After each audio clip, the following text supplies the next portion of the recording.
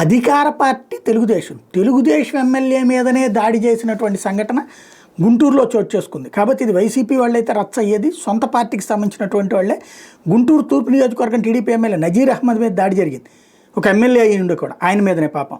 నియోజకవర్గ పరిధిలోని 1వ డివిజన్లో సుభాష్ చంద్రబోస్ సేవామిత్ర మండలి అధ్యక్షురాలు మొవ్వా శైలజ ఆధ్వర్యంలో గురువారం నేతాజీ జయంతి వేడుకలు జరిగాయి. స్థానిక ఎమ్మెల్యే నజీర్ అహ్మద్ని ఆహ్వానించారు. ఈ డివిజన్ టీడీపీ అధ్యక్షుడిగా సయ్యద్ ఇంతియాజ్ ఉన్నారు. ఆయన సోదరుడు సయ్యద్ ఫైరోజ్ గత కార్పొరేషన్ ఎన్నికల్లో ఈ డివిజన్ నుంచి టీడీపీ అభ్యర్థిగా పోటీ చేసి ఓటమి చెందారు.